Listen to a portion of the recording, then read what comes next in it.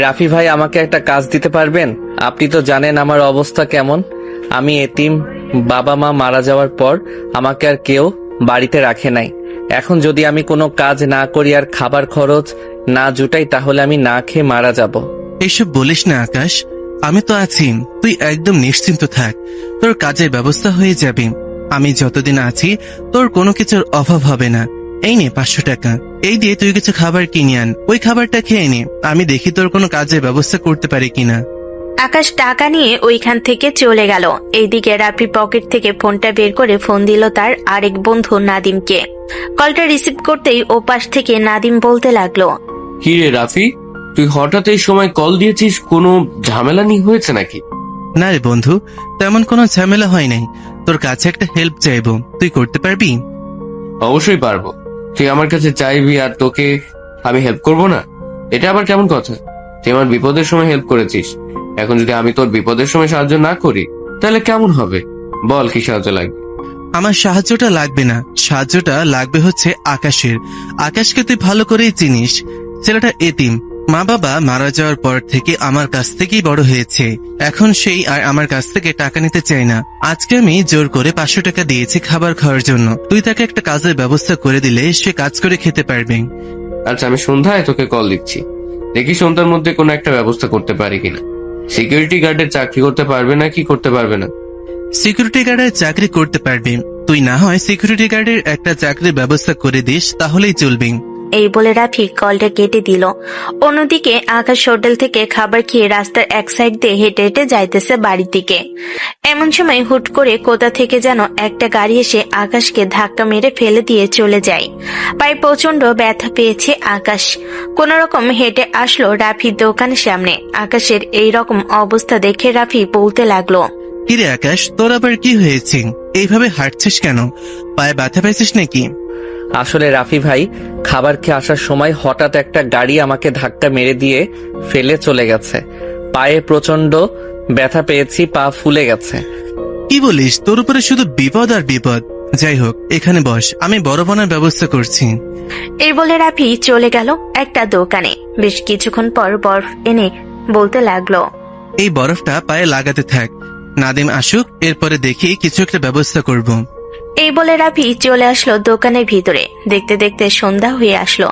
সন্ধ্যা 7টা। নাদিম আর আকাশ বসে আছে। এমন সময় নাদিম বলতে লাগলো, আকাশ, তোমার চাকরি কনফার্ম হয়ে গেছে। সিকিউরিটি গার্ডের চাকরি করতে হবে তোমাকে। 1 সপ্তাহ নাইট আর 1 সপ্তাহ ডে, প্রত্যেক মাসে 10,000 করে টাকা দিবে। চলবে তো তোমার? হ্যাঁ নাদিম ভাই, চলবে। আল্লাহ আপনাকে ভালো রাখুক। আপনি সবাইকে সাহায্য করেন, দোয়া করি আপনার ব্যবসা ভালো হোক। এ নাও বাসার ঠিকানা। কালকে সকাল সকাল ওই বাড়িতে চলে যাবে। ওই বাড়িতে গিয়ে আমার নাম বললেই তারা তোমাকে বলবে কি কি করতে হবে। ঠিক আছে ভাই, এখন তাহলে আমি বাসার দিকে যাই। এই বলে আকাশ কোন রকম হাঁটতে হাঁটতে চলে আসলো তাদের বাসায়। বাড়িটাও ভাড়া নিয়ে থাকে আকাশ। বিছানায় চুপচাপ শুয়ে আছে আর মনে মনে বলতেছে, আমার জীবন কি এইভাবেই চলবে নাকি আমার জীবন পরিবর্তন হবে? এতিম ছেলের জীবন আবার পরিবর্তন হয় নাকি? যাক, কাজ পেয়েছি, একটা কাজ করব আর খাবো। এইসব চিন্তা ভাবনা করতে করতে আকাশ ঘুমেতে সে পাড়ি জমালো। পরের দিন সকাল সকাল ঘুম থেকে উঠে রেডি হয়ে চলে আসলো ওই বাড়ির সামনে। কয়েকবার কলিং বেল দিতেই একটা মেয়ে এসে দরজা খুলে দিল। আকাশকে দেখে ধমক দিয়ে বলতে লাগলো, এই মিয়া, সকাল সকাল আরেকজনের বাসায় এসে কলিং বেল দিতেছেন কেন? আপনার কি জ্ঞান বুদ্ধি বলতে কিছুই নেই?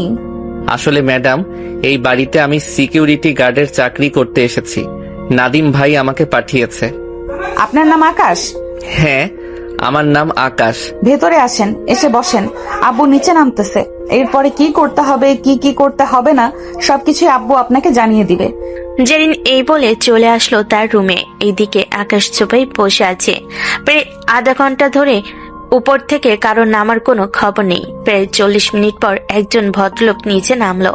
আকাশ দাঁড়িয়ে সালাম দিয়ে আবারও বসে পড়ল। এইদিকে সেই লোকটা এসে আকাশের পাশে বসে বলতে লাগলো, নাদিম তোমাকে পাঠিয়েছে? জি স্যার, নাদিম ভাই আমাকে পাঠিয়েছে। আমাকে কি কি করতে হবে একটু বুঝিয়ে দিলে আমি করতে পারতাম। আচ্ছা, তোমাকে সবকিছুই বুঝে দিতেছি, শোনো তাহলে। তুমি সিকিউরিটি গার্ডের চাকরি করবে। অপরিচিত লোক বাড়ির ভিতরে প্রবেশ করতে দিবে না। এমনকি যদি কেউ আসে তাহলে আগে পরিচয় জিজ্ঞেস করবে, আর ওইখানে দেখবে যে একটা টেলিফোন আছে, ওই টেলিফোনের ভিতরে কল দিবে। কল দিলে যদি বলে ভিতরে যাওয়ার জন্য তাহলে ভিতরে যেতে দিবে, আর প্রত্যেকদিন গাড়ি আসবে, গেট খুলে দিতে হবে। ঠিক আছে স্যার, আর কোনো কিছু করতে হবে নাকি? হ্যাঁ, আর একটা কাজ করতে হবে। আমি যদি বাসায় না থাকি তাহলে মাঝে মধ্যে তোমাকে বাজার সদাই এনে দিতে হবে। ঠিক আছে স্যার, আমি তাহলে এখন থেকে কাজটা শুরু করে দেই। এই বলে আকাশ চলে আসলো বাহিরে, হাতে ছোট একটা লাঠি। চুপচাপ চেয়ারে বসে আছে আর বাড়িটার দিকে বারবার তাকাচ্ছে, মনে মনে বলতেছে, আজকে যদি আমাদের বাড়িটা এরকম থাকতো তাহলে কতই না ভালো হতো। আব্বু আম্মু কেন আমাকে একা ফেলে চলে গেলে তোমরা? তোমাদের সাথে নিয়ে আমাকে যাইতে। আকাশ এইসব কথাবার্তা বলতেছে। বেশ কিছুক্ষণ পর ওই মেয়েটা বের হলো। একটা গাড়ি বের করে নিয়ে গেটের সামনে আসতেই আকাশ গেট খুলে দিল। মেয়েটা যেই বাহিরে বের হতে যাবে এমন সময় বলতে লাগলো, কিরে, আমি যে বাহিরে বের হচ্ছি আমাকে সালাম দিলি না তুই? তুই জানিস না নাকি আমাকে যে সালাম দিতে হয় এবং এই বাড়ির প্রত্যেককে সালাম দিতে হয়? আগে কখনো সিকিউরিটি গার্ডের কাজ করিস নাই নাকি? না ম্যাডাম, আগে কখনো সিকিউরিটি গার্ডের কাজ করি নাই। আকাশ সালাম দিতেই মেয়েটা ওইখান থেকে চলে গেল গাড়ি নিয়ে কলেজের উদ্দেশ্যে। বেশ কিছুক্ষণ পর মেয়েটা চলে আসলো কলেজে। গাড়িটা পার্কিং করে তার বান্ধবীদের সাথে গিয়ে বসে পড়লো। জেরিনকে দেখে তার বান্ধবী সুমাইয়া বলতে লাগলো, কি রে জেরিন, তোদের বাসায় দেখলাম নতুন একটা সিকিউরিটি গার্ড রেখেছিস মনে হয়। আগেরটা কোথায় গেছে? চলে গেছে নাকি? হ্যাঁ, আগের ওই চলে গেছে, কিন্তু এই ছেলেটাকে দেখলে কেমন যেন লাগে। খুব সাধারণ ছেলেদের মতো, কোনো স্টাইল নাই, মনমরা হয়ে সবসময় বসে থাকে। আরে নতুন চাকরি বুঝিস না, এমনই হয় সব সময় নতুন চাকরিতে। সুমাইয়া এসব বলতেছে। অন্যদিকে জেরিনের আব্বু গাড়ি বের করে গেটের সামনে এসে আকাশকে উদ্দেশ্য করে বলতে লাগলো, আকাশ, তুমি সকালের খাবারটা ভিতরে গিয়ে খেয়ে নিও। 10টার দিকে গেলেই তোমাকে খাবার দিবে বাড়ির কাজের মেয়ে, আমি বলে রেখেছি। ঠিক আছে স্যার। জেরিনের আব্বু অফিসের দিকে রওনা দিল। এইদিকে আকাশ সেই আগের মতোই চুপচাপ বসে রইল চেয়ারে। বেশ কিছুক্ষণ বসে থাকার পর হঠাৎ বাড়ির দরজা খুলে কাজের মেয়ে এসে আকাশকে উদ্দেশ্য করে বলতে লাগলো, ভাইয়া আপনাকে ভেতর থেকে বলেছে যে খাবার খেয়ে আসার জন্য। রান্না বান্না সবকিছু কমপ্লিট হয়ে গেছে। আপনি গেটটা ভালোভাবে লাগিয়ে দিয়ে এরপরে ভেতরে এসে খাবার খেয়ে নেন। ঠিক আছে, আপনি যান, আমি আসতেছি কিছুক্ষণের মধ্যে। আকাশ গেট ভালোভাবে লাগিয়ে দিয়ে চলে আসলো বাড়ির ভিতরে। খাবার টেবিলে না বসে নিচে বসে খাবার খাচ্ছে। এটা দেখে জেরিনের আম্মু বলতে লাগলো, কি ব্যাপার, তুমি নিচে বসে খাবার খাচ্ছ কেন? তোমাকে কি বলেছি নিচে বসে খাবার খাওয়ার জন্য? টেবিলে বসে খাবার খাও তুমি। না ম্যাডাম, আমি নিচে বসেই খাবার খেতে পারি। সব সময় তো নিচে বসেই খাবার খেয়ে এসেছি। হুট করে টেবিলে বসলে খাবার খেতে পারবো না। আমি নিচে বসেই খাবার খেয়ে নেই। জেরিনের আম্মু আর জোরাজোরি করলো না। খাবার খাওয়ার মাঝখানে হঠাৎ জেরিনের আম্মু বলে উঠল, আকাশ, তোমার বাসায় কে কে আছে? বিয়ে করে ফেলেছো নাকি তুমি? আরে না ম্যাডাম, কি যে বলেন না। এতিম ছেলেকে আবার কেউ বিয়ে করতে চায় নাকি? নিজের খাবার খরচটা জুটাতে কষ্ট হয়ে যায়, আবার কি না এতিম ছেলেকে বিয়ে করবে কেউ? এতিম ছেলে মানে? তোমার বাবা মা কোথায়? তাদের কি হয়েছে? রাস্তায় গাড়ি অ্যাক্সিডেন্টে মারা গিয়েছে তারা। আমি ছোট থাকতেই মারা গিয়েছে। পরে আমাকে এলাকার একজন বড় ভাই আছে, সে আমাকে এতটুকু বড় করেছে, খাইয়ে পরিয়ে। ও আচ্ছা, আই এম রিয়েলি সরি। আমি জানতাম না। জানলে কখনোই তোমাকে এইসব কথা মনে করিয়ে দিয়ে কষ্ট দিতাম না। আরে না ম্যাডাম, কষ্টের কি আছে? আপনি জানেন না, তার জন্যই তো জিজ্ঞেস করেছেন। এখানে কষ্টের কিছু নেই। আচ্ছা আমি এখন যাই, নিচে যদি কেউ আসে তাহলে তো গেটে শব্দ করবে। নিচে গিয়ে বসে থাকি। এখন কেউ আসবে না, দুপুর 12টার দিকে জেরিন আসবে। তুমি না হয় এখন একটু এখানে বসে রেস্ট করো। আর তোমার বাহিরের খাবার খেতে হবে না, প্রত্যেকদিন আমাদের বাড়িতে খাবে। না ম্যাডাম, আপনাদের বাড়িতে খেলে আমি খাবারের টাকাটা আপনাদেরকে দিব। কেন? আমি কি তোমার কাছ থেকে খাবারের টাকা চাইছি নাকি? আপনি না চাইলেও আমি পুরো মাস খাবার খাবো আর আপনাকে টাকা দিব না, এটা আবার কেমন কথা? আপনি প্রত্যেক মাসে আমার টাকা থেকে খাবারের টাকা কেটে নিবেন। আকাশ এইসব কথাবার্তা বলতেছে। প্রায় 1 ঘন্টা আরো নানান বিষয়ে কথাবার্তা বলে চলে আসলো বাইরে। চুপচাপ চেয়ারে বসে আছে। এমন সময় জেরিনের গাড়ি আসলো। আকাশ দরজা খুলে দিতে জেরিন গাড়িটা বাড়ির ভিতর পার্ক করে চলে গেল। অন্যদিকে আকাশ গেট লাগিয়ে বসে আছে। প্রায় 1 ঘন্টা পর দোতলা থেকে জেন আকাশকে ডাক দিয়ে বলতে লাগলো, এই নে 500 টাকা, দোকান থেকে আমার জন্য পুরি আর সিঙ্গারা নিয়ে আয়। বাকি যে টাকা থাকবে ওই টাকাটা দিয়ে তুই কিছু খেয়ে নিস। আকাশ দরজাটা ভালোভাবে লাগিয়ে দিয়ে চলে আসলো দোকানে। পুরি আর সিঙ্গারা নিয়ে খেতে লাগলো। বেশ কিছুক্ষণ পর চলে আসলো বাসায়। কলিং বেল দিতেই কাজের মেয়েটা এসে দরজা খুলে দিল। আকাশের হাতে থাকা টাকা আর পুরি সিঙ্গারা দিয়ে বলতে লাগলো, এইগুলো ম্যামের রুমে দিয়ে আসেন, আমাকে আনার জন্য টাকা দিয়েছিল। ঠিক আছে, আমি দিয়ে আসতেছি। এই বলে কাজের মেয়েটা ওইখান থেকে চলে গেল। এইদিকে আকাশ আবারও নিচে এসে চেয়ারে বসে রইল। বেশ কিছুক্ষণ বসে থাকার পর উপর থেকে জেরিন বলতে লাগলো, কিরে, তোকে না বলেছিলাম যে টাকাগুলো থাকবে ওই টাকাগুলো তোর কাছে রেখে দিয়ে তুই খেয়ে নিবি, তাহলে তুই টাকাগুলো ফেরত দিলি কেন? আসলে ম্যাডাম, আমি বাহিরের জিনিস তেমন বেশি খাই না, তাই টাকাগুলো ফেরত দিয়ে দিছি। আপনার যদি আরো কিছু লাগে তাহলে টাকাগুলো দিয়েন, আমি আপনার জন্য আরো কিছু এনে দিব। ঠিক আছে, যখন যা লাগবে তাই এনে দিতে হবে। এগুলো রেখে দে তোর কাছে। আকাশ আবারও টাকাগুলো নিয়ে রেখে দিল। অন্যদিকে জেরিনের আম্মু জেরিনের রুমের ভিতরে ঢুকতে দেখতে পেল জেরিন পুরি আর সিঙ্গারা খাইতেছে। এটা দেখে জেরিনের আম্মু বলতে লাগলো, কি রে, তুই ছেলেটাকে দিয়ে এত কিছু আনিয়েছিস, তাকে কিছু টাকা দিলেও তো পারতি, সে কিছু খেতে পারতো। আম্মু, আমি টাকা দিয়েছিলাম 500 টাকা, বলেছিলাম যে পুরি আর সিঙ্গারা আনার জন্য। সে আমাকে এনে তো দিয়েছে, কিন্তু আবার টাকাগুলো পাঠিয়ে দিয়েছে। পরে আমি ওই টাকাগুলো তাকে আবার দিয়েছি কিছুক্ষণ আগে। ও আচ্ছা, বেশ ভালো করেছিস। আর তুই যদি বাহির থেকে কোনো খাবার নিয়ে আসিস, ভালো খাবার হলে 2 প্যাকেট নিয়ে আসবি। 1 প্যাকেট আকাশকে দিবি, আর 1 প্যাকেট তুই খাবি। তাকে দিতে যাব কেন? সে তো আমাদের বাসার দারোয়ান, তাকে দিলে কি হবে আমার? তুই হয়তো জানিস না, আকাশ ছেলেটা এতিম, তার মা বাবা গাড়ি অ্যাক্সিডেন্টে মারা গেছে। ও আচ্ছা, এখন বুঝতে পারছি তুমি কেন বলেছ। আচ্ছা, আমি যদি তাকে নিয়ে বাহিরে মাঝে মধ্যে ঘুরতে যাই তাহলে কি তোমাদের কোনো আপত্তি থাকবে? না, আপত্তি থাকবে না। ছেলেটাকে দেখে তো মনে হচ্ছে খুবই ভালো। তবে আরো কয়েকটা দিন যাক, ভালোভাবে দেখ, যদি ভালো হয় তাহলে না হয় ঘুরতে নিয়ে যাবি। আচ্ছা আম্মু। জেন তার আম্মুর সাথে এসব কথাবার্তা বলতেছে। বেশ কিছুক্ষণ এসব কথাবার্তা বলার পর জেন এর আম্মু চলে গেল তার রুমে। এইদিকে জেরিন কল দিল তার বান্ধবী সাদিয়াকে। সাদিয়া কলটা রিসিভ করতে জেরিন বলতে লাগলো, কিরে, তোরা কোথায় আছিস? এক্ষুনি আমাদের বাসায় আয়, আর আসার সময় বিরিয়ানি নিয়ে আসিস 5 থেকে 6 প্যাকেট। ঠিক আছে, আমরা 1 ঘন্টার মধ্যেই তোদের বাসায় আসছি, আর আসার সময় বিরিয়ানি নিয়ে আসবো। এই বলে সাদিয়া কলটা কেটে দিল। অন্যদিকে আকাশ চেয়ার থেকে উঠে বাড়িটা ঘুরে ঘুরে দেখতে লাগলো বাহির থেকে। বেশ কিছুক্ষণ বাড়িটা ঘুরে ঘুরে দেখার পর আবারও চেয়ারে এসে বসে পড়ল। প্রায় 1 ঘন্টা পর সাদিয়া এবং তার সাথে আরো কয়েকজন বান্ধবী আসলো। দরজায় ধাক্কা দিতেই আকাশ দরজাটা হালকাভাবে খুলে বলতে লাগলো, কে আপনারা? এখানে কি চাই আপনাদের? আমরা জেরিনের বান্ধবী, ভেতরে যেতে দিন আমাদেরকে। 2 মিনিট এখানে দাঁড়ান, আমি ভিতরে কল দিয়ে জিজ্ঞেস করতেছি।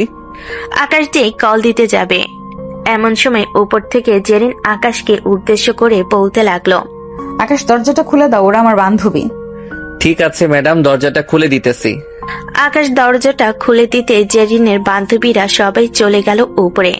সবে বিরিয়ানি খাচ্ছে, আর একটা বিরিয়ানির প্যাকেট এক সাইডে রেখে দিয়েছে। জেন এটা দেখে সাদিয়াকে বলতে লাগলো, কিরে, তুই এই প্যাকেট ওইখানে রেখে দিয়েছিস কেন? বিশেষ কেউ আছে নাকি? না, বিশেষ কেউ নেই, ওইটা রেখে দিয়েছি ওই দারোয়ানের জন্য, মানে ওই ছেলেটার জন্য রেখে দিয়েছি। আম্মু বলেছে যে আমি যদি ভালো কিছু খাই তাহলে তার জন্য আলাদা একটা প্যাকেটে নিতাম। তোদেরকে তো বলেছিলাম বেশি করে নিয়ে আসার জন্য, তোরা বেশি করে নিয়ে এসেছিস। ও আচ্ছা, ভালোই হয়েছে। এক কাজ কর, ছেলেটাকে দিয়ে আরো কিছু আনিয়ে নে দোকান থেকে। তোর আপু তো এখন বাসায় নেই, দোকান থেকে কিছু জিনিস আনিয়ে রাখলেই পারিস তাকে দিয়ে। এখন আর কিছু আনার দরকার নেই, আমি বাসায় আসার পর তাকে দিয়ে অনেক কিছু আনিয়েছি, এখন আর কিছু আনতে হবে না। তাহলে তাকে বল আমাকে কিছু জিনিস এনে দেওয়ার জন্য, আমি নাম লিখে দিচ্ছি। তুই বাসায় যাওয়ার সময় কিনে নিতে পারবি না নাকি? তাকে খাটানোর কি আছে? সে তার দায়িত্ব পালন করতে থাক, আমাদের এত কিছুর দরকার নেই তাকে দিয়ে কেনানোর। কি ব্যাপার, হঠাৎ তুই এত চেঞ্জ হয়ে গেলি কি করে? আগের দারোয়ানকে দিয়ে তো সবকিছু আনিয়ে নিতি, তাহলে তাকে দিয়ে আনাতে পারবি না কেন? তাকে দিয়ে আনালে কি সমস্যা হবে তোর? অনেক সমস্যা আছে, তাই তো বলেছি যে তাকে দিয়ে আনাতে পারবো না। তাহলে আর কি বলার, যেহেতু আনতেই পারবি না তাহলে আর জোর করে কি করব? জেরিন তার বান্ধবীদের সাথে আরো কিছুক্ষণ আড্ডা দিয়ে নিচে চলে আসলো। বাড়ির কাজে মেয়েকে দিয়ে বিরিয়ানি পাঠিয়ে দিল আকাশকে। এদিকে আকাশ বিরিয়ানি খেয়ে চুপচাপ বসে আছে। দেখতে দেখতে সন্ধ্যা হয়ে আসলো। সন্ধ্যা 7টা। আকাশ বসে আছে, এমন সময় তার বাটন ফোনটা বেজে উঠলো। তাকিয়ে দেখে রাফি কল দিয়েছে। কলটা রিসিভ করতেই ওপাশ থেকে রাফি বলতে লাগলো, কিরে আকাশ, তুই বাসায় ফিরবি না নাকি? সেই সকালবেলা বের হয়েছিস, এখন বাসায় আসলি না? আমি তো এখনো কাজ করতেছি। দেখি কিছুক্ষণ পর স্যার আসলে স্যারকে বলে বাসায় চলে যাব। আচ্ছা, তাহলে তুই বাসায় যাওয়ার সময় আমার সঙ্গে দেখা করে যাস, আমি দোকানে থাকবো। ঠিক আছে ভাইয়া। এই বলে রাফি কলটা কেটে দিল। বেশ কিছুক্ষণ যাওয়ার পর জেনের আব্বু আসলো। আকাশ জেনের আব্বুর সামনে দাঁড়িয়ে বলতে লাগলো, স্যার রাত তো অনেক হয়েছে, এখন আমি বাসায় চলে যাই। বাসায় যেতে হবে কেন? তোমাকে কাজের মেয়েটা রুম গুছিয়ে দেয় নাই নাকি? আমি তো তাকে বলে গিয়েছিলাম তোমাকে তোমার রুমটা গুছিয়ে দেওয়ার জন্য। আমাকে কি এই বাড়িতে থেকে কাজ করতে হবে? তোমাকে এই বাড়িতে থেকে কাজ করতে হবে। আমি তো আজকে কোনো কিছুই আনি নাই। আজকে বাসায় চলে যাই, কালকে সবকিছু নিয়ে আসবো। ঠিক আছে, তাহলে তুমি আজকে বাসায় চলে যাও, কালকে তোমার সকল জিনিসপত্র নিয়ে এখানে চলে আসবে। আকাশ জেনের আব্বুর কাছ থেকে বিদায় নিয়ে চলে আসলো রাফির দোকানের সামনে। এসে দেখে রাফি এখনো বসে আছে। আকাশকে দেখে রাফি বলতে লাগলো, আকাশ, আজকের কাজ কেমন হয়েছে? সবাই তোর সাথে ভালো ব্যবহার করেছে তো? হ্যাঁ রাফি ভাইয়া, সবাই আমার সাথে ভালো ব্যবহার করেছে, এমনকি আজকে আমাকে বিরিয়ানিও খাইয়েছে। কিন্তু তারা তো বলতেছে কাল থেকে নাকি তাদের বাসায় থাকার জন্য, তাদের বাসায় থেকে কাজ করতে। আমি প্রথমে মানা করেছিলাম, পরে তারা বলেছে যে তাদের বাসায় থেকেই কাজ করতে হবে। এখন আমি ভাবতেছি যে তাদের বাসায় চলে যাব। যেহেতু আরামের কাজ, তাহলে তো তোদের বাসা থেকেই কাজ করতে হবে। এতটুকু বড় করেছি, সবসময় তোকে চোখের সামনে রেখেছি, ভালো পড়ালেখা করিয়েছি। আজকে তুই আমার সামনে থেকে চলে যাবি, কেমন যেন লাগছে। আচ্ছা যাই হোক, তুই এখন বাসায় যা, কালকে সকালে সবকিছু নিয়ে চলে যাস। আমি না হয় মাঝে মধ্যে দেখা করে আসবো তোর সাথে। আকাশ ওইখান থেকে চলে আসলো তার পাশে।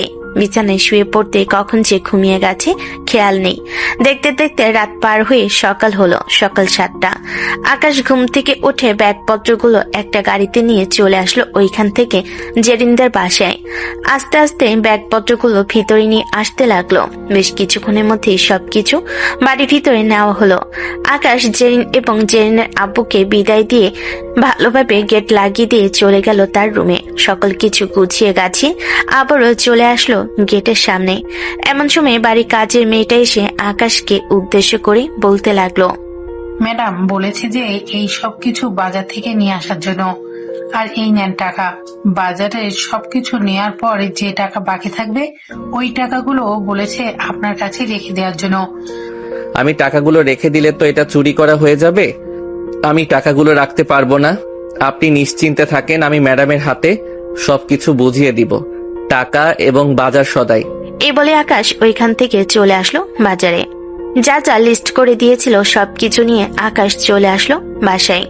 কলিং বেল দিতে বাড়ি কাজের মেয়ে এসে দরজা খুলে দিল। সোফায় বসে আছে জেরিনের আম্মু। এদিকে আকাশ জেরিনের আম্মুর সামনে সবগুলো বাজার বুঝিয়ে দিতে লাগলো। কোনটা কত টাকা নিয়েছে, কোনটা কতটুকু নিয়েছে, সবকিছু পকেট থেকে বাকি টাকাগুলো বের করে জেরিনের আম্মুর হাতে দিতেই জেরিনের আম্মু বলতে লাগলো, আকাশ, এই টাকাগুলো তোমার কাছে রেখে দাও, আমাকে দিতে হবে না। বাকি টাকাগুলো দিয়ে তুমি তোমার ইচ্ছে মতো কিছু জিনিস কিনে নিও। না ম্যাডাম, আমি এসব কিনতে পারবো না। এতিম হতে পারি, অন্যের টাকা নিয়ে কিছু কেনার দরকার নেই আমার। আমি আমার বেতন থেকে যা টাকা পাই ওই টাকা দিয়ে চালিয়ে নিতে পারবো। আরে আমি এটা তোমাকে এমনিতেই দিলাম, তুমি এই টাকাগুলো খাবে, এই টাকাগুলো রাখো তো তুমি। জেরিনের আম্মু অনেক জোরাজোরি করে আকাশের পকেটে টাকাগুলো দিয়ে দিল। দেখতে দেখতে রাত হয়ে আসলো। রাতে আকাশ গেট ভালোভাবে তালা লাগিয়ে চলে আসলো ছাদে। একা একা বসে আছে দোলনায় আর আকাশের দিকে তাকিয়ে আছে। তারাগুলোর মাঝে আকাশ কেমন যেন নিজেকে হারিয়ে ফেলতেছে। আকাশ মনে মনে বলতে লাগলো, আম্মু আব্বু আমাকে একা ফেলে তোমরা চলে গেছো। দেখলে এখন আমি একটা ভালো চাকরি পেয়েছি। এই বাড়ির মানুষ খুবই ভালো, আমাকে কত আদর যত্ন করে, খুব ভালো ভালো খাবার দেয়। দোয়া করো যাতে আমি তাদেরকে সবসময় সেফ রাখতে পারি ডাকাতদের হাত থেকে। আকাশ মনে মনে এসব ভাবতেছে। অন্যদিকে জেরিন কানে হেডফোন দিয়ে চলে আসলো ছাদে। আকাশকে খেয়াল করেনি। সামনের দিকে লাইট ধরতেই দেখতে পেল আকাশ বসে আছে এটা দেখে জেরিন কিছুটা ভয় পেয়ে বলতে লাগলো, এই কে তুমি? আর এখানে এভাবে বসে আছো কেন? কি ব্যাপার, কথা বলতেছো না কেন? হঠাৎ জেরিনের ডাকে আকাশের হুঁশ ফিরল। আকাশ দোলনা থেকে উঠে পিছনে তাকাতে দেখতে পেল জেরিন দাঁড়িয়ে আছে। আকাশকে দেখে জেরিন বলতে লাগলো, কি ব্যাপার আকাশ, তুমি এত রাতে এখানে কি করো? ঘরে ভালো লাগছিল না, তাই পাশের সিঁড়ি দিয়ে উপরে চলে এসেছি। আমি চলে যাইতেছি, আপনি বসে থাকেন। চলে যেতে হবে না, তুমি বসে থাকো, চলো গল্প করি। আকাশ জেরিনের পাশে চুপচাপ বসে আছে। বেশ কিছুক্ষণ বসে থাকার পর জেরিন আকাশকে উদ্দেশ্য করে বলতে লাগলো, আকাশ, তোমাকে কখনো কোনো মেয়ে প্রপোজ করে নাই? আর তুমি লেখাপড়া করো নাই নাকি? প্রপোজ করবে কি? আমি এতিম, এই কথা জানলেই সবাই দূরে চলে যায়। আর আমি পড়ালেখা করেছি, অনার্স পাস করেছি, এরপরে আর পড়তে পারি নাই টাকার কারণে। তাই চাকরির জন্য কয়েকদিন ঘোরাঘুরি করেছিলাম, কিন্তু পাই নাই। পরে আরেকজনের মাধ্যমে আপনাদের বাসায় দারোয়ানের চাকরিটা পাইলাম। ও আচ্ছা, তাহলে তো তুমি খুব ভালো পড়ালেখা করেছো। দারোয়ানের চাকরি বাদ দিয়ে ভালো একটা চাকরি করলেও তো পারতে। বললাম না আপনাকে, অনেক জায়গায় ঘোরাঘুরি করেছিলাম কিন্তু চাকরি পাই নাই। এটার জন্যই তো দারোয়ানের চাকরিটা বেছে নিয়েছি। তবে এটা করতেছি, খুবই ভালো লাগতেছে। সারাদিন বসে থাকি, খুবই ভালো লাগে। ও আচ্ছা, তাহলে আর কি বলবো, এইটাই না হয় করো। তোমাকে তো আর জোরাজোরি করতে পারবো না। আচ্ছা, আমি তাহলে এখন ঘুমাতে যাই, কালকে আবার কলেজ আছে। এই বলে জেরিন চলে গেল। এইদিকে আকাশ আরো কিছুক্ষণ বসে থেকে চলে আসলো তার রুমে। অন্যদিকে জেরিনের আম্মু জেরিনের আব্বুকে উদ্দেশ্য করে বলতে লাগলো, জেরিনের আব্বু, তোমাকে একটা কথা বলবো বলবো ভাবছিলাম, কিন্তু বলে উঠতে পারছি না। কি এমন কথা বলবে শুনি? আকাশকে তো চেনো, আমাদের বাসার দারোয়ান। ছেলেটা খুবই ভালো, আমার কাছে খুবই ভালো লাগছে। এতিম হলেও কিন্তু সবকিছুই বোঝে। আজকে তাকে বাজারে পাঠিয়েছিলাম। বাজার করে বাসায় ফেরার পর সে আমাকে বাজারের বাকি টাকা ফেরত দিতেছে। আরো কয়েকজন দারোয়ানের চাকরি করেছে, তারা তো আমাদেরকে 1 টাকাও ফেরত দেয় নাই। আমি অনেক জোরাজুরি করে বাকি টাকা ছিল ওই টাকাগুলো আকাশকে দিয়ে দিয়েছি। খুব ভালো করেছো। ছেলেটা দেখতেও ভদ্র, আবার কথাবার্তা, আচার আচরণ সবকিছুতেই শান্ত স্বভাবের। আমার কাছেও ছেলেটাকে খুব ভালো লাগে। আমি চাইছিলাম কি, জেরিনের সাথে যদি আকাশের বিয়ে দেওয়া যেত তাহলে খুবই ভালো হতো। ছেলেটাও আমাদের বাসায় থাকতে পারতো, আর আমার মেয়েটাও আমাদের বাসায় থেকে যেত। আমরা রাজি হলে কি হবে? তোমার মেয়েকে তো রাজি হতে হবে। সে যদি রাজি না হয় তাহলে তো হবে না। রাজি হবে না কেন? তার ভালোর জন্যই তো আমরা সবকিছু করব। সে যদি এখানে রাজি না হয় তাহলে আর কোথায় রাজি হবে বলো? আচ্ছা, এখন এসব বিষয় নিয়ে কথা বলার দরকার নেই। আরো কয়েকটা মাস যাক, আকাশকেও আমরা দেখি। সে যদি ভালো হয় তাহলে আমার কোম্পানিতে একটা চাকরি দিয়ে দিব। সে তো পড়ালেখা করেছে। হ্যাঁ, এটা করলেই খুব ভালো হবে। আমার মেয়েও আমার কাছে থাকবে, আমার মেয়ের জামাইও আমার কাছে থাকবে। এসব কথা বলতে বলতে দুজন ঘুমের দেশে পাড়ি জমালো। অন্যদিকে জেরিনের চোখে ঘুম আসতেছে না। বারবার আকাশের সাথে কথা বলার জন্য কেমন যেন ছটফট করতেছে। একবার এই পাশ করতেছে, আরেকবার ওই পাশ করতেছে। জেরিন মনে মনে বলতে লাগলো, কি ব্যাপার, ছেলেটার জন্য আমার এমন হচ্ছে কেন? আগে তো কখনো কারোর জন্য এমন হয় নাই। থুর, এইসব কি সব আজেরা কথা ভাবতেছি। এসব কথা চিন্তা ভাবনা করতে করতে জেরিন ঘুমের দেশে পাড়ি জমালো। পরের দিন ঘুম থেকে উঠে ফ্রেশ হয়ে বসে আছে। এমন সময় জেরিনের ফোনটা বেজে উঠল। তাকিয়ে দেখে আখি কল দিয়েছে। কলটা রিসিভ করতেই ওপাশ থেকে আখি বলতে লাগলো, কিরে, কালকে তোকে কতবার কল দিলাম রাতের বেলা, তুই লাইনে থেকেও কল রিসিভ করিস নাই কেন? আরে আমি লাইনে ছিলাম না, রাতের বেলা ফেসবুকিং করতে করতে কখন যে ঘুমিয়ে গেছিলাম। পরে আর অফলাইন হতে মনে নাই, তখন মনে হয় তুই কল দিয়েছিস। কিছু বলবি নাকি? না, কিছু বলবো না, এমনিতেই জিজ্ঞেস করলাম আর কি তোকে। আকি জেরিনের সাথে কথা বলতেছে। বেশ কিছুক্ষণ কথাবার্তা বলার পর কলেজের জন্য রেডি হয়ে চলে আসলো নিচে। খাওয়া দাওয়া করে বাহিরে আসতেই দেখতে পেল আকাশ চেয়ারে বসে আছে। মুখটা কেমন যেন কালো হয়ে আছে। এটা দেখে জেরিন বলতে লাগলো, কি ব্যাপার আকাশ, তোমার কি কোথাও সমস্যা হচ্ছে নাকি? মুখ এইভাবে কালো হয়ে আছে কেন? তেমন কিছু না ম্যাডাম, হঠাৎ কালকে রাতে অনেক সময় জেগেছিলাম তো, আর ঠান্ডাও পড়েছে বাইরে থাকার কারণে। ঠান্ডা লেগে গেছে আর হালকা জ্বরও চলে এসেছে। ও আচ্ছা, তাহলে তুমি তোমার রুমে গিয়ে ঘুমিয়ে থাকো। দরজা লাগিয়ে দাও। সারাদিন তো আর বাড়িতে কেউ আসবে না, আব্বুও চলে গেছে। না ম্যাডাম, দরজা লাগালে চলবে না। হুট করে যদি কেউ আসে তাহলে তো দরজা খুলতে পারবো না। এখানে বসেই ঘুমাতে পারবো। আর ওষুধ খেয়ে নিয়েছি, সমস্যা নেই, সুস্থ হয়ে যাব তাড়াতাড়ি। আকাশ এইসব কথাবার্তা বলতেছে। বেশ কিছুক্ষণ এইভাবে কথাবার্তা বলার পর জেরিন চলে গেল কলেজে। এদিকে আকাশের শরীরটা খুবই খারাপ হয়ে আসতেছে। আকাশ আর বসে থাকতে না পেরে চলে আসলো তার রুমে, গায়ে কাঁথা দিয়ে শুয়ে পড়ল। কখন যে ঘুমিয়ে গেছে খেয়াল নেই। অন্যদিকে জেরিন কলেজে এসে সবার সাথে কথা বলতেছে, কিন্তু তার মন কেমন যেন ছটফট করতেছে। জেরিন তার ব্যাগের ভেতর থেকে ফোনটা বের করে ফোন দিল তার আম্মুকে, আর বলতে লাগলো, আম্মু, আকাশ খেতে এসেছিল নাকি? না, এখনো খেতে আসে নাই, হয়তো বাইরে থেকে খাবার খেয়ে নিয়ে এসে। তাকে তো কালকে টাকা দিয়েছিলাম। একটু ব্যালকনিতে গিয়ে দেখো তো সে বাহিরের চেয়ারে বসে আছে নাকি। সে যদি বাহিরের চেয়ারে বসে না থাকে তাহলে তার রুমে যাও। আমি আসার সময় দেখে এসেছিলাম তার জ্বর এসেছে আর ঠান্ডাও লেগেছে। তুমি একটু দেখে আসো। বাড়ির কাজের লোক হয়েছে তো কি হয়েছে, সে তো আমাদের বাসায় কাজ করে। আমাদের তো ছোটখাটো একটা দায়িত্ব আছে তার উপরে। হ্যাঁ আছে। আচ্ছা তুমি ফোনটা রাখ, আমি দেখে আসতেছি। এ বলে জেরিনের আম্মু কলটা কেটে দিয়ে চলে আসলো নিচে। এসে দেখে আকাশ চেয়ারে বসে নেই। এটা দেখে চলে আসলো আকাশের রুমে। এসে দেখে আকাশ বিছানায় কাঁথা মুড়ি দিয়ে শুয়ে আছে। জেরিনের আম্মু আকাশের মাথার কাছে এসে আকাশের মাথায় হাত দিতেই দেখতে পেল অনেক জ্বর চলে এসেছে। এটা দেখে জেরিনের আম্মু বাড়ির ভিতর এসে ফোনটা হাতে নিয়ে ফোন দিল জেরিনকে। এদিকে জেরিন কলটা রিসিভ করতেই জেরিনের আম্মু বলতে লাগলো, তোর যদি কলেজে আজকে বেশি ইম্পর্টেন্ট ক্লাস না থাকে তাহলে তুই একটা ডাক্তার নিয়ে বাসায় চলে আয়। আকাশের জ্বর ক্রমশ বেশি আসতেছে। আচ্ছা আম্মু, আমি কিছুক্ষণের মধ্যে আসতেছি। এই বলে জেরিন কলটা কেটে দিয়ে তার গাড়িটা নিয়ে চলে আসলো একটা হাসপাতালে। একজন ভালো ডাক্তার নিয়ে চলে আসলো তাদের বাসায়। ডাক্তার আকাশকে দেখার পর বলতে লাগলো, এই নিন, এই ওষুধগুলো এনে খাওয়ালে আশা করি ঠিক হয়ে যাবে 1 বা 2 দিনের মধ্যে। ধন্যবাদ ডাক্তার, চলেন আপনাকে পৌঁছে দিয়ে আসি। আর আসার সময় ফার্মেসি থেকে ওষুধগুলো নিয়ে আসতে হবে। ঠিক আছে, চলেন তাহলে। জেন ডাক্তারকে নিয়ে চলে আসলো আবার সেই হাসপাতালে। ডাক্তারকে নামিয়ে দিয়ে ফার্মেসি থেকে ওষুধগুলো নিয়ে চলে আসলো বাসায়। জেনের আম্মু আকাশকে অল্প কিছু খাবার খাইয়ে দিয়ে ওষুধগুলো খাওয়ালো আর বলতে লাগলো, এখন তুমি কিছুক্ষণ ঘুমিয়ে থাকো, বাইরে বের হওয়ার দরকার নেই। আর জেরিন, তুই যদি পারিস তাহলে এখানে বসে থাক। বসে থাকতে হবে না, আমার কাছে আপনারা রুমে যান আপনাদের। আমার যদি শরীর ভালো লাগে তাহলে আমি উঠে বাহিরে যাব। জেনের আম্মু আর জেরিন চলে আসলো বাড়ির ভিতরে। এদিকে আকাশ ঘুমের দেশে পাড়ি জমালো। বিকেলে ঘুম থেকে উঠে বাইরে এসে বসে আছে। এমন সময় জেরিন আসলো।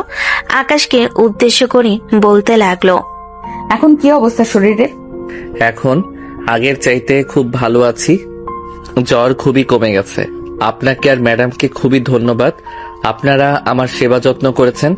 ঔষধের কত টাকা লেগেছে একটু বললে ভালো হতো, আমি রাফি ভাইয়ের কাছ থেকে টাকা এনে আপনাকে দিয়ে দিতাম। আমি কি আপনার কাছ থেকে টাকা চাইছি? আপনি টাকার কথা বললেন কেন? চুপচাপ কাজ করতেছেন, কাজ করেন। আর যদি কখনো আপনার মুখ থেকে টাকার কথা শুনি তাহলে খবর আছে। এই বলে জেরিন ওইখান থেকে চলে আসলো তার রুমে। দেখতে দেখতে রাত হয়ে আসলো। রাতে খাওয়া দাওয়া শেষ করে বসে আছে। এমন সময় আকাশকে উদ্দেশ্য করে জেরিনের আম্মু বলতে লাগলো, আকাশ, তুমি কোন ক্লাস পর্যন্ত পড়ালেখা করেছো? আমি অনার্স পাস করেছিলাম, পরে আর পড়তে পারি নাই টাকার জন্য। ও আচ্ছা, তোমাকে যদি আমি আমার অফিসে চাকরি দেই তাহলে চাকরি করবে নাকি দারোয়ানের চাকরি করবে? যেটা আমার জন্য ভালো হবে ওইটা যদি দেন তাহলে খুবই ভালো হতো। আমি কিছু টাকা সঞ্চয় করতাম। এই মাস প্রায় শেষের দিকে, এই মাস চলে যাক, এরপরে না হয় তোমাকে আমার অফিসে ভালো একটা পোস্টের চাকরি দিয়ে দিব। আর জেরিন, তোর সাথে আমার কিছু গুরুত্বপূর্ণ কথা আছে, তুই খাওয়া দাওয়া করে আমার রুমে যাস। ঠিক আছে আব্বু। আকাশ খাওয়া দাওয়া করে চলে গেল তার রুমে। অন্যদিকে জেরিনের আম্মু আব্বু খাওয়া দাওয়া করে চলে আসলো তাদের রুমে। জেরিন সোফায় বসে ফোন টিপতেছে। এমন সময় তার আব্বু বলতে লাগলো, আচ্ছা জেরিন, আমরা তোর ভালো চাই সব সময়, তাই না? হ্যাঁ, তোমরা আমার আব্বু আম্মু, আমার ভালো চাইবে না তো আর কার ভালো চাইবে বলো? হ্যাঁ, তাহলে আমরা যেটা বলি সেটা মানতে পারবি? যদি মানার মতো হয় তাহলে অবশ্যই মানতে পারবো, আর যদি মানার মতো না হয় তাহলে মানবো কি করে বলো? ধর আমরা একটা এতিম ছেলের সাথে তোর বিয়ে দিলাম এবং এতিম ছেলেটাকে এই বাড়িতে রেখে দিলাম, তাহলে কি তুই ছেলেটার সাথে থাকতে পারবি সারা জীবন, নাকি তুই অন্য কাউকে পছন্দ করিস? হঠাৎ আব্বু তুমি এই কথা বলতেছো কেন? তুমি কি চাও আমি এই বাড়ি থেকে চলে যাই, নাকি আমাকে তোমাদের বোঝা মনে হচ্ছে? বোঝা মনে হবে কেন?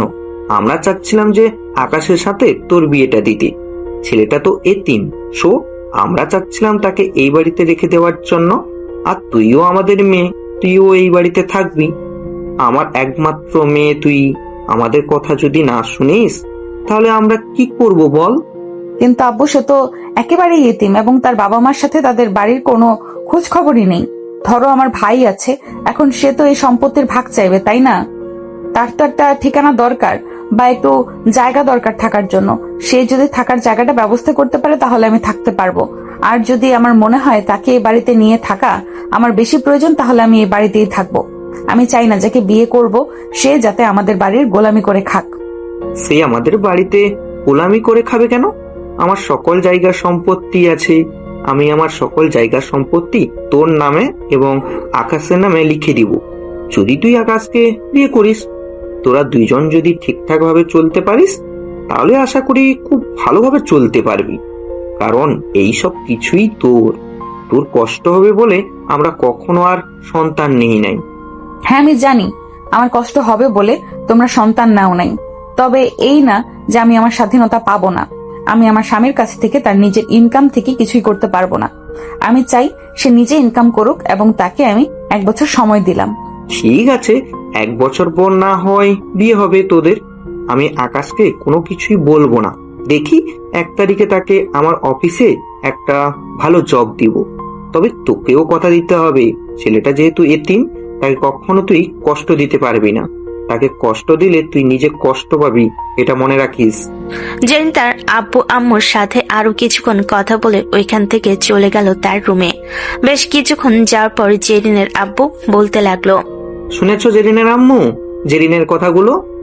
হ্যাঁ শুনলাম, তোমার মেয়ে যা বলেছে তা তো যুক্তিকর কথা। সে যেহেতু 1 বছর সময় দিয়েছে আকাশকে, তাহলে 1 বছর পর না হয় আকাশের সাথে বিয়ে দেওয়া হবে। আর আকাশকে এখন কিছুই বলার প্রয়োজন নেই, সে তার মতো সবকিছু করতে থাকুক।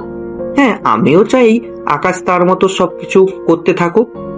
জেরিনের আব্বু এসব কথাবার্তা বলতেছে জেরিনের আম্মুর সাথে। দেখতে দেখতে রাত পার হয়ে সকাল হলো। পরের দিন সকাল 10টা।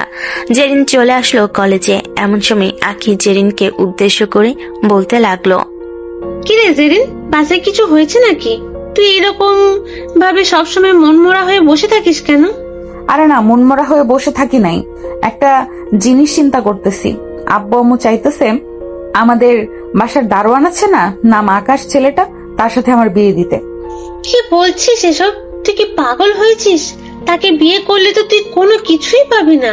না তো আছে তার বাবা মার পরিচয়, না তো আছে তার বাবা মার জায়গা বাড়ি ঘর। তাহলে তুই তার কাছে গিয়ে কোন ভরসায় কি করবি? আমিও তো এসব চিন্তা ভাবনা করতেছি, তবে আব্বুকে 1 বছরের সময় দিয়েছি আর বলেছি যে সে যদি এই 1 বছরের মধ্যে কিছু করতে পারে তাহলে আমি তাকে বিয়ে করতে পারবো, আর যদি 1 বছরের মধ্যে কিছু না করতে পারে তাহলে আমি তাকে বিয়ে করব না। আর একটু ভেবে চিন্তে দেখিস, ছেলেটা এমনিতেও এতিম। ধর তুই প্রেগনেন্ট, এখন তোর দেখাশোনা কে করবে যদি তোর শ্বশুর শাশুড়ি না থাকে? আচ্ছা তোকে আমি কিছু কথা বলি। ধর আমার শ্বশুর আমার বিয়ের 2 মাস পর মারা গেছে, আমার শাশুড়ি রয়েছে, আমি আর আমার জামাই চিন্তা ভাবনা করেছি 2 থেকে 3 বছর পর বেবি নিব। এখন যদি এই 2 থেকে 3 বছরের মধ্যে আমার শাশুড়িও মারা যায় তাহলে কিন্তু আমরা 2 জন থাকবো। আকাশকে দেখে মনে হয় সে খুবই দায়িত্বশীল এবং খুবই ভালো ছেলে। আমি মনে করি যে তাকে যদি বিয়ে করি, যদি আমার কখনো কোনো কিছু হয় তাহলে সে অবশ্যই আমার খেয়াল রাখতে পারবে, আর যদি এমনটা না হয় তাহলে কখনোই খেয়াল রাখতে পারবে না। একদম ঠিক বলেছিস জেরিন, তুই যা চিন্তা ভাবনা করেছিস, যদি এভাবেই চিন্তা ভাবনা করে 1 বছরের মধ্যে আকাশের অল্প একটু জায়গা এবং বাড়ি করতে পারিস, তাহলে ওই বাড়িতে থাকতে পারবি। আর তুই তো তোর আম্মু আব্বুর একমাত্র মেয়ে, তোর আব্বু আম্মু তো অবশ্যই তোকে আলাদা রাখবে না। আকাশ যেহেতু এতিম ছেলে, তোরা চাইলে একসাথেই থাকতে পারবি, কি বলিস? হ্যাঁ, আমার আব্বু আম্মু বলেছে সে যদি আমি যদি তাকে বিয়ে করি তাহলে আমরা সবাই একসাথেই থাকবো। তাহলে তো সমস্যার সমাধান হয়ে গেছে, এখানে আর কি করবি তুই? জেরিন তার বান্ধবীদের সাথে কথা বলতে বলতে চলে আসলো ক্লাসরুমে। দেখতে দেখতে এইভাবে কেটে গেল 2টি মাস। আকাশ 1 মাসে দারোয়ানের চাকরি করেছে, খাবার খরচ বাকি, হালকা পাতলা খরচ দিয়ে তার কাছে 6,000 টাকা রয়েছে এবং যে 1 মাস অফিসে চাকরি করেছিল ওই 1 মাসের পুরো টাকাই রয়ে গেছে। রাতে সবাই একসাথে খাবার খাইতেছে, এমন সময় জেরিন আকাশের দিকে তাকালো। আকাশ চুপচাপ বসে খাবার খাচ্ছে, কিন্তু কোনো কিছু বলতেছে না। বেশ কিছুক্ষণ এইভাবে চুপচাপ বসে খাবার খাওয়ার পর হঠাৎ করে আকাশ বলতে লাগলো, আচ্ছা আঙ্কেল, আমি যদি অল্প একটু জায়গায় রাখি তাহলে কত টাকার মধ্যে রাখতে পারবো? আপনার কি ধারণা আছে? হ্যাঁ, ধারণা তো আছেই। তুমি যদি অল্প একটু জায়গা রাখো তাহলে সর্বোচ্চ 5 থেকে 6 লক্ষ টাকা লাগবে। কেন, জায়গা রাখতে চাও নাকি? হ্যাঁ, জায়গা তো রাখতে চাই, কিন্তু আমার এই 30,000 টাকা বেতন দিয়ে তো জায়গা রাখা যাবে না। 1 বছরের ভিতর 5 থেকে 6 লক্ষ টাকা জমাতে পারবো না। হ্যাঁ, এটা ঠিক বলেছো। আচ্ছা, তুমি এত কিছু চিন্তা করো না। কালকে সকালে একটু তাড়াতাড়ি অফিসে যেতে হবে। তুমি এখন গিয়ে ঘুমিয়ে পড়ো। ঠিক আছে, আমি যাইতেছি। এ বলে আকাশ চলে আসলো তার রুমে। বিছানায় শুয়ে পড়তে কখন যে ঘুমিয়ে গেছে খেয়াল নেই। এদিকে জেরিনের আব্বু জেরিনকে উদ্দেশ্য করে বলতে লাগলো, জেরিন, আকাশ তো ঠিকই বলেছে। সে 30,000 টাকা বেতন পেয়ে 1 বছরের ভিতরে তো কোনো কিছু করতে পারবে না। তুই কি বলিস?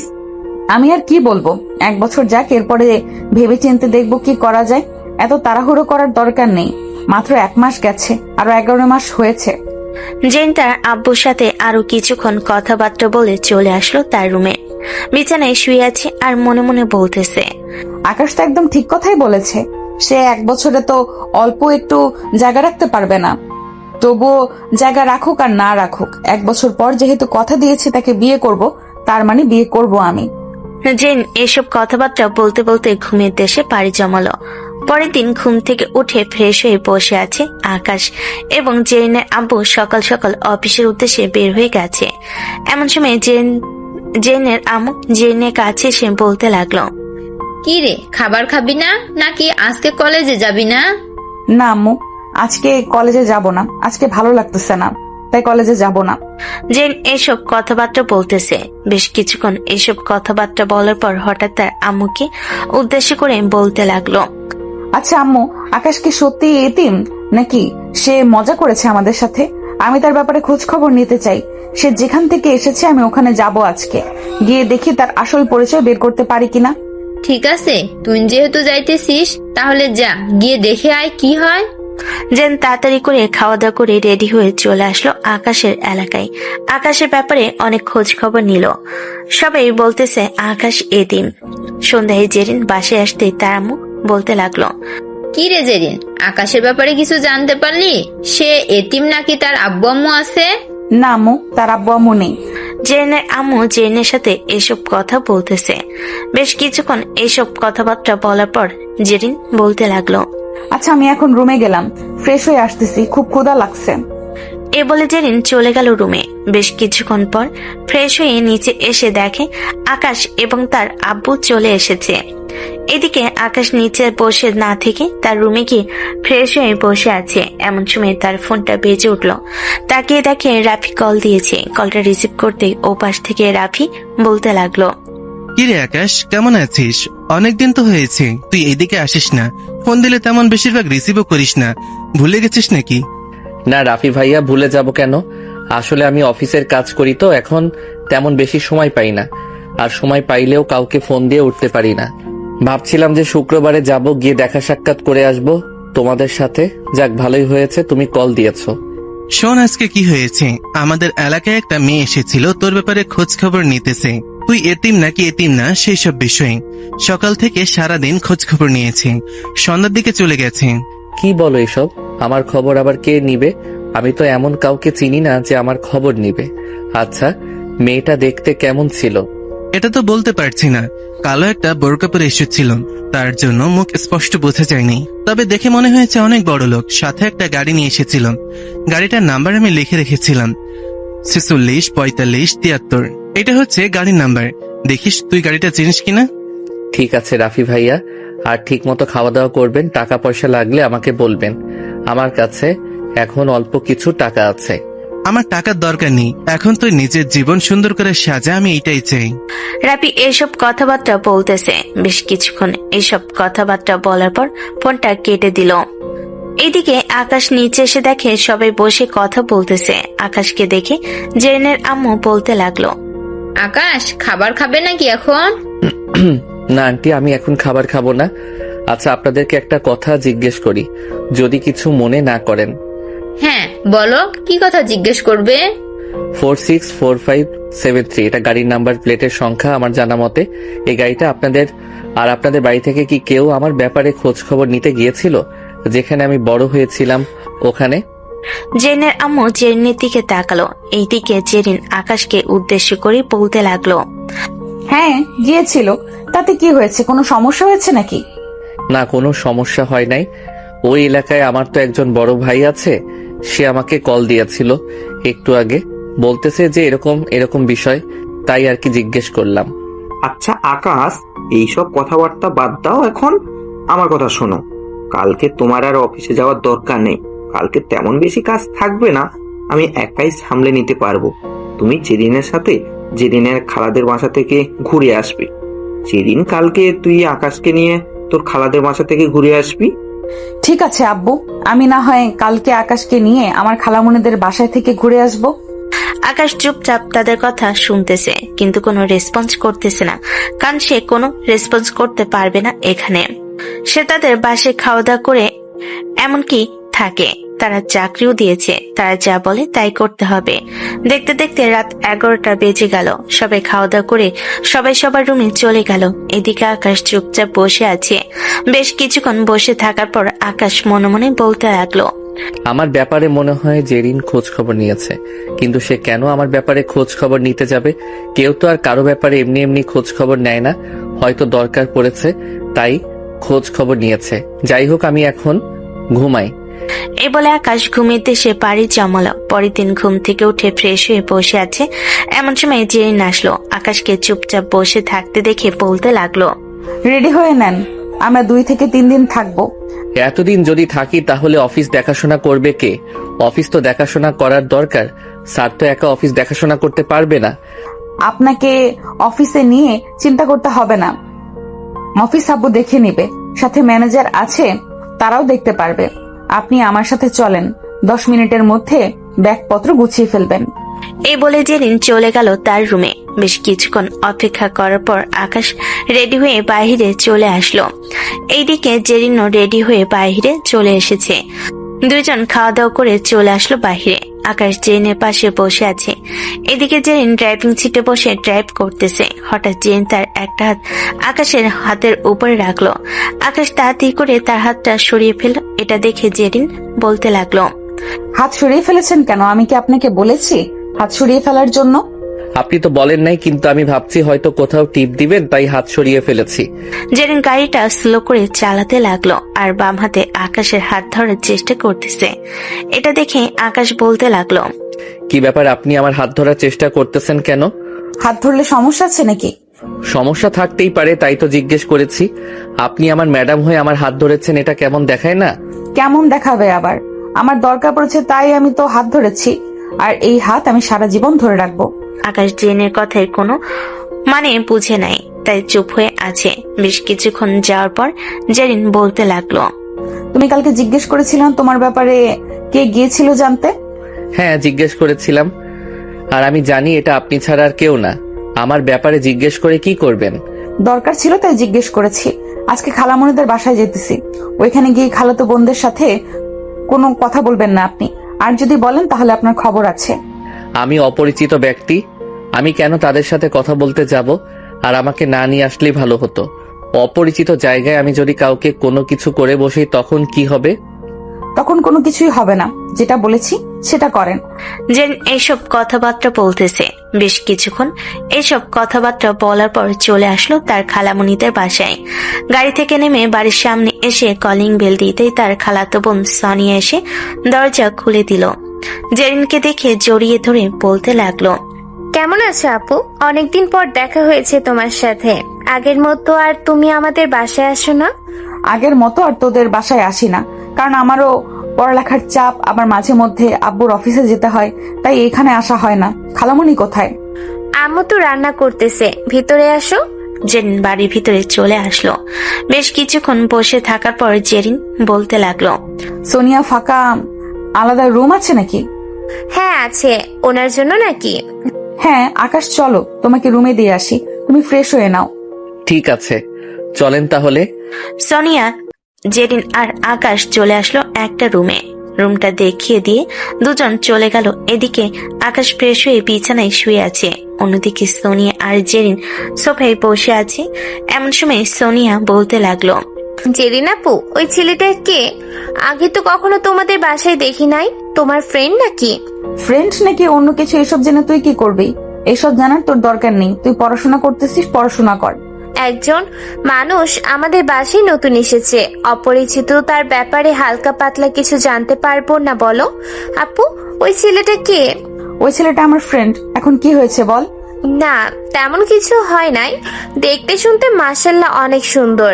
আব্বু আম্মুকে পাঠাবো তাদের বাসায়, তোমার কাছ থেকে তাদের বাসার ঠিকানা নিয়ে। তার উপরে চোখ দেওয়ার আগে আমার সাথে কথা বলিস, চোখ দুইটা উঠিয়ে ফেলবো তোর। যাকে দেখিস তাকেই ভালো লাগে, তাই না? কানের নিচে যখন দুইটা পড়বে তখন বুঝতে পারবি। জেনের কথা শুনে সোনিয়া চুপ হয়ে রইল, আর কোনো কিছু বলতেছে না।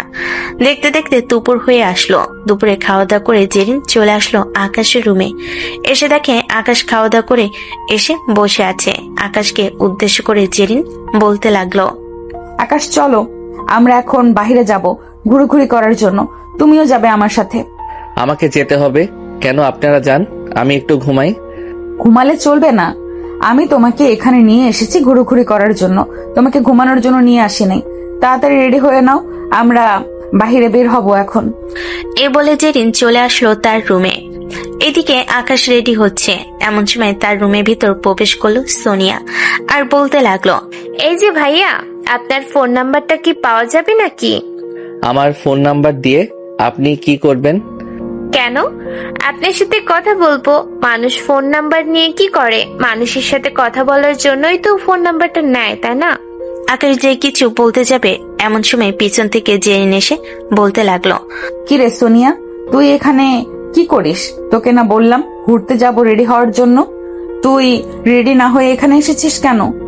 আসলে আপু, এমনিতে এসেছি এখানে, চলে যাইতেছি এখন, গিয়ে রেডি হয়ে আসতেছি। সোনিয়া চলে গেল তার রুমে। এইদিকে আকাশ রেডি হচ্ছে। এমন সময় জেরিন আকাশকে উদ্দেশ্য করে বলতে লাগলো, সোনিয়া, তোর কাছে কি চাইছিল শুনি?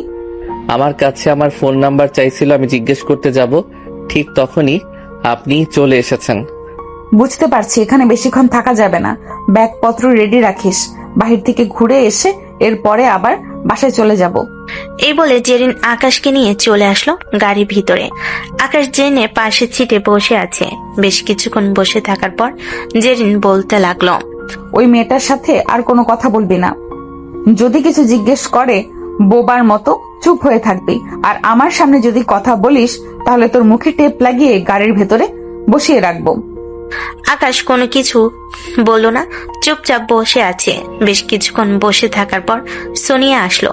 আকাশকে ড্রাইভিং সিটের পাশে বসে থাকতে দেখে সোনিয়া বলতে লাগলো, আপু, তুমি তো ড্রাইভ করবে, আকাশকে পিছনে পাঠিয়ে দাও, আমি তার সাথে পরিচয় হইনি। অপরিচিত ব্যক্তিদের সাথে তোর পরিচয় হতে হবে কেন? নাকি তুই চাস আমি আর তোদের বাড়িতে কখনো না আসি? না আপু, তেমন কিছু না।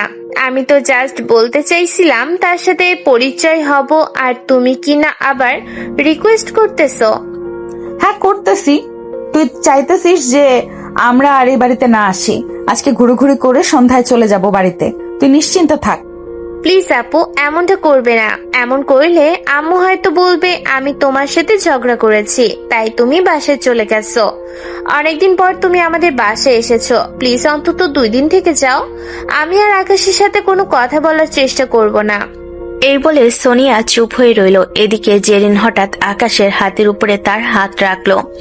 আকাশ হাত সরিয়ে নিতে যাবে, এমন সময় জেরিন আরো শক্ত করে আকাশের হাত ধরে রাখলো, যাতে আকাশ ছাড়িয়ে নিতে না পারে। সোনিয়া চোখ বড় বড় করে তাকিয়ে আছে। হঠাৎ করে সোনিয়া বলে উঠল, আপু, সামনে একটা ভালো পার্ক আছে, ওই পার্কে দাঁড় করাও। ঠিক আছে, দাঁড় করাচ্ছি। আর এভাবে চিৎকার করে বলার কি আছে?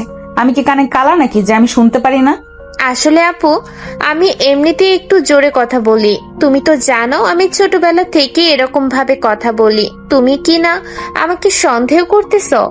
হ্যাঁ, আমি তোকে সন্দেহ করতেছি। এই সন্দেহ করার অনেক কারণ আছে, এটা তুই বুঝবি না। আর তোকে এবারের মতো বলে দিলাম, আকাশের সাথে যদি আর একবার কথা বলার চেষ্টা করিস তাহলে তোর খবর আছে।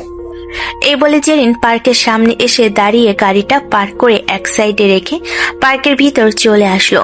বেশ কিছুক্ষণ অপেক্ষা করার পর জেরিন বলতে লাগলো, আকাশ, আমি তোকে শেষবারের মতো বলতেছি, তুই যদি আরেকবার কথা বলিস তাহলে তোর খবর আছে। আর তোর সাথে আমার পার্সোনাল কথা আছে। এতদিন যা হয়েছে হয়েছে, কাল থেকে তুই আমার সাথে থাকবি। এটা কিভাবে সম্ভব? আমি আপনার সাথে থাকবো কিভাবে?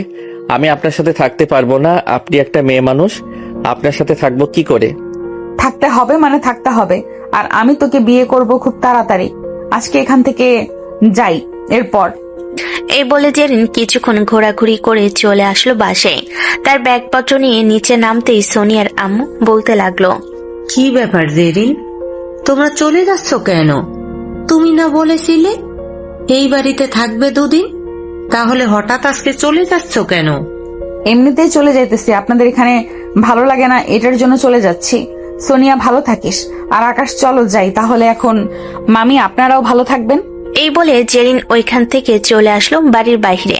ব্যাগপত্র গাড়ির ভিতরে রেখে গাড়িটা স্টার্ট দিয়ে তাদের বাড়ির উদ্দেশ্যে রওনা দিল। আকাশ চুপচাপ বসে আছে। এমন সময় জেরিন বলতে লাগলো, আকাশ, তোমাকে এই অবস্থায় মানায় না। এখন থেকে তোমাকে আপডেট হতে হবে, কারণ তুমি আমার স্বামী। আমার মতো চলাচল করবে এখন থেকে। আপনার মতো চলাচল করার সামর্থ্য নেই আমার। জাস্ট সামান্য মাত্র বেতন, আমার এই বেতন দিয়ে কোনো কিছুই হয় না। না হলে হবে না, এত কিছু শুনতে চাই না আমি তোমার কাছ থেকে। আমি যেটা বলেছি সেটাই। আর একটা বেশি কথাও বলবে না তুমি। যে আকাশকে এসব কথা বলতেছে। বেশ কিছুক্ষণ এসব কথাবার্তা বলার পর দুজন চলে আসলো জেরিনদের পাশে। কলিং বেল দিতে জেরিনের আম্মু এসে দরজা খুলে দিল। দরজা খুলতেই দুজনকে দেখে বলতে লাগলো, কি রে জেরিন, তোরা দুজন এত তাড়াতাড়ি চলে এসেছিস কেন? তুই না বললি ওইখানে থাকবি কয়েকদিন, তাহলে এত তাড়াতাড়ি চলে আসার কারণ কি? আমার দরকার পড়েছে তাই আমি চলে এসেছি। আর আম্মু, আমি আকাশকে বিয়ে করতে চাই। 5 থেকে 6 দিনের মধ্যে আমার আর আকাশের বিয়ে দিবে। বিয়ের বিষয়ে আমার সাথে কথা না বলে তুই তোর আব্বুর সাথে কথা বল। তোর আব্বু সবকিছু ব্যবস্থা করবে, আমি কি আর ব্যবস্থা করতে পারবো? পারবে না কেন? অবশ্যই ব্যবস্থা করতে হবে।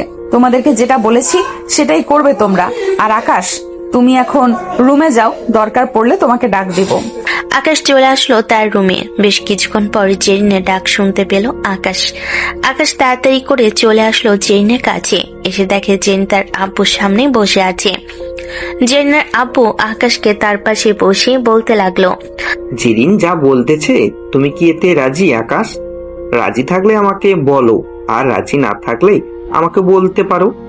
যেহেতু উনি চাইতেছে বিয়ে করার জন্য, আমি ওনার কাছে আরো কিছুটা দিন সময় চাই। 1 সপ্তাহ বা 2 সপ্তাহ ওনার কাছে সময় চাই। উনি যদি সেই সময়টা দেয় তাহলে আমার জন্য ভালো হবে। এই 2 সপ্তাহে তুই কি করতে পারবি শুনি? 1-2 সপ্তাহে আমি কি করতে পারবো এটা আমি নিজেই জানি। আপনি আমাকে 2 সপ্তাহ সময় দিবেন নাকি বিয়ে করে নেবেন এর আগেই? ঠিক আছে, 2 সপ্তাহ মানে 2 সপ্তাহ, এর বেশি যাতে না হয়। এখন খাওয়া দাওয়া করে ঘুমাতে যা। আকাশ খাওয়া দাওয়া করে চলে আসলো তার রুমে। বিছানায় শুয়ে শুয়ে মনে মনে বলতেছে, কিছু দিতে তো পারবো না, কিন্তু আমার তরফ থেকে আমি যেটা পারি সেটাই তাকে দিতে হবে। আকাশ এসব কিছু চিন্তা ভাবনা করতেছে, এমন সময় আকাশ তার ফোনটা হাতে নিয়ে ফেসবুকে ঢুকে একটা পেজে নক দিল। বেশ কিছুক্ষণ কয়েকটা গহনার কালেকশন বের করে ওগুলো অর্ডার দিয়ে দিল। পরের দিন সকালে আকাশ আবারও জেনের আব্বুর সাথে চলে আসলো অফিসে।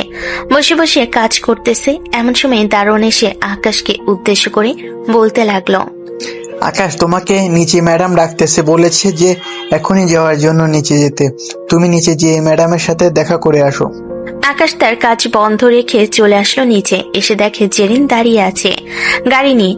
আকাশ জেরিনের কাছে আসতে জেরিন বলতে লাগলো, ভেতরে কাজ আছে নাকি? বেশি কাজ না থাকলে গাড়িতে ওঠ, তোকে নিয়ে একটা জায়গায় যাব। ভিতরে কিছু কাজ আছে আজকে, আমি যেতে পারবো না আজকে, আপনি যান। আর কাজ শেষ হলে যদি সময় পাই তাহলে আপনাকে কল দিয়ে বলবো। ঠিক আছে, কল দিয়ে বলিস, কিন্তু কল দিয়ে বললে আমি চলে আসব তোকে নিয়ে যাওয়ার জন্য। এই বলে জেরিন ওইখান থেকে চলে গেল। আকাশ আবার অফিসের ভিতরে সে কাজ করতে লাগলো। দেখতে দেখতে এভাবে কেটে গেল 2টি দিন। সন্ধ্যায় আকাশ বসে আছে, এমন সময় তার ফোনটা বেজে উঠল। তাকিয়ে দেখে অপরিচিত নাম্বার থেকে কল এসেছে। কলটা রিসিভ করতেই ওপাশ থেকে ডেলিভারি ম্যান বলতে লাগলো, আপনার নাম কি? আকাশ, আপনার একটা ডেলিভারি এসেছিল, আপনি যে ঠিকানা দিয়েছেন সেই ঠিকানায়। আচ্ছা, আপনি 2টা মিনিট অপেক্ষা করেন, আমি টাকা নিয়ে আসতেছি। এই বলে আকাশ চলে আসলো তার রুমে। টাকা নিয়ে নিচে নামতে জেরিন বলতে লাগলো, কিরে, টাকা নিয়ে কোথায় যাইতেছিস এই সন্ধ্যার সময়? কোথাও না, বাহিরে একটু কাজ আছে, এটার জন্য যাইতেছি। আপনি বসে থাকেন, 2 মিনিট লাগবে আসতে। এই বলে আকাশ চলে আসলো বাইরে। ডেলিভারি বয়ের কাছ থেকে যে জিনিসগুলো অর্ডার দিয়েছিল ওই জিনিসগুলো নিয়ে চলে আসলো বাড়ির ভিতরে। আকাশের হাতে এত পার্সেল দেখে জেরিন বলতে লাগলো, কিরে, তোর হাতে এত পার্সেল কেন? আর এসব পার্সেল কার জন্য অর্ডার করেছিস? এইসব পার্সেল সবগুলো আপনার জন্য অর্ডার দিয়েছে। আপনি দেখেন, যদি পছন্দ হয় তাহলে নিবেন, আর পছন্দ না হলে আবার ফেরত দিয়ে দিব। জেরিন সবগুলো জিনিস পরে পরে আয়নার সামনে গিয়ে দাঁড়িয়ে দেখতে লাগলো। সবগুলো জিনিস পছন্দ হয়েছে জেরিনের। আকাশ জেরিনকে উদ্দেশ্য করে বলতে লাগলো, আমার এতটাও সামর্থ্য নেই যে আপনাকে অনেক কিছু দিতে পারবো, তাই আমার তরফ থেকে আপনাকে সামান্য কিছু জিনিস দিলাম। যা দিয়েছি সেটাই চলবে? এইগুলো জিনিসের জন্যই 2 সপ্তাহ সময় চেয়েছিলি নাকি? হ্যাঁ, 2 সপ্তাহ সময় চেয়েছিলাম, এখন তো নিয়ে এসেছি। এখন আপনি যে কোনো সময় বিয়ে করতে পারেন, কিন্তু আজকে না। আজকে রাত হয়ে গেছে, প্রায় অনেক, 9টা বেজে গেছে। ঠিক আছে, আজকে করব না বিয়ে, কালকে বিয়ে করব। খাওয়া দাওয়া করে ঘুমাতে যা। জিন এইসব কথাবার্তা বলতেছে, এদিকে আকাশ এবং জেনের আব্বু আম্মু সাথে জেরিনও খাওয়া দাওয়া করে আকাশ চলে আসলো তার রুমে। এদিকে জেরিন বেশ কিছুক্ষণ পর আকাশের রুমে এসে দেখে আকাশ শুয়ে শুয়ে মোবাইলে মুভি দেখতেছে। জেরিনকে আসতে দেখে আকাশ বলতে লাগলো, আমাকে ডাক দিলেই তো আমি চলে যেতাম, আসার দরকার কি ছিল? দরকার ছিল তাই এসেছি। এখন ঘুমা, তোকে এক নজর দেখে গেলাম। তুই করে বলতেছি, কিছু মনে করিস না। এই বলে জেরিন চলে গেল তার। আর এইদিকে আকাশ ঘুমের দেশে পাড়ি জমালো। পরের দিন আকাশ এবং জেনের আব্বু অফিসের দিকে রওনা দিল। দুপুর 2টার মধ্যে সকল কাজ শেষ করে চলে আসলো বাসায়। কলিং বেল দিতেই জেরিন এসে দরজা খুলে দিল। দুজন বাড়ির ভিতরে ঢুকে ফ্রেশ হয়ে ছোপে এসে বসতেই জেরিন বলতে লাগলো, আব্বু, কাজী সাহেব কখন আসবে? কাজী সাহেবকে বলে এসেছি সন্ধ্যার মধ্যে তিনি চলে আসবে। আর এত তাড়াহুড়া লাগিয়েছিস কেন? বিয়ে তো তোদের দুজনের হবে, অন্য কারোর তো হবে না, তাই না? জেরিন তার আব্বুর কথা শুনে কিছুই বলল না, চুপচাপ বসে রইল। দেখতে দেখতে সন্ধ্যা হয়ে আসলো। হঠাৎ কলিং বেলের শব্দ শুনতে পেয়ে জেরিন বলতে লাগলো, তুমি বসো আম্মু, আমি দেখে আসতেছি কে এসেছে। এই বলে জেরিন সোফা থেকে উঠে চলে আসলো দরজার সামনে। দরজা খুলতেই দেখতে পেল কাজী দাঁড়িয়ে আছে। কাজী সাহেবকে বাড়ির ভিতর নিয়ে আসলো। বেশ কিছুক্ষণ অপেক্ষা করার পর কাজী বলতে লাগলো, কাল বিয়ে করাতে হবে, একটু আইডি কার্ড এবং নাম ঠিকানা বলে ফেলেন। জেরিনের আব্বু এবং আকাশ সবকিছুই বলে ফেল। বেশ কিছুক্ষণের মধ্যে তাদের বিয়েটা হয়ে গেল। কাজী বিয়ে পড়ানো শেষ করে চলে গেল। এইদিকে সবাই টুকটাক কথা বলতেছে। টুকটাক কথা বলতে বলতে রাত হয়ে আসলো। রাতে খাওয়া দাওয়া করে আকাশ জেরিনের সাথে চলে আসলো জেরিনের রুমে। বেশ কিছুক্ষণ অপেক্ষা করার পর জেরিন আকাশকে উদ্দেশ্য করে বলতে লাগলো, চলেন এখন 2 রাকাত নফল নামাজ আদায় করে আমাদের নতুন জীবন শুরু করি। হ্যাঁ চলেন। জেরিন আর আকাশ দুজনে 2 রাকাত নফল নামাজ আদায় করে বিছানায় এসে বসলো। দুজন নীরবতা পালন করতেছে। বেশ কিছুক্ষণ নীরবতা পালন করার পর আকাশ জেরিনকে উদ্দেশ্য করে বলতে লাগলো, অনেক তো হয়েছে, এখন আমি ঘুমাই, রাতও অনেক হয়ে গেছে, অনেক ঘুমে ধরেছে আমার। আজকে রাতে কেউ ঘুমায় নাকি? আজকে সারা রাত আমাকে আদর করতে হবে তোর। আর যদি না পারিস তাহলে কি করব বুঝতেই পারিস না। বেশি কিছু বুঝিয়ে বললাম না। আকাশ বেশি কিছু না বলে আস্তে আস্তে জেরিনের দিকে এগিয়ে যেতে লাগলো। এদিকে জেরিনও আকাশের দিকে এগিয়ে যাইতেছে। বেশ কিছুক্ষণ এগিয়ে যাওয়ার পর দুজনের ঠোঁট একত্রিত করে দিল। বাকিটা ইতিহাস, এর বাইরে আর কিছু বলা যাবে না। আপনাদেরকে সবকিছু বলে ফেলে আপনারা পরে আরো অনেক কিছু বলবেন। তারা দুজনে সুখের সাগরে ভাসতে থাকুক।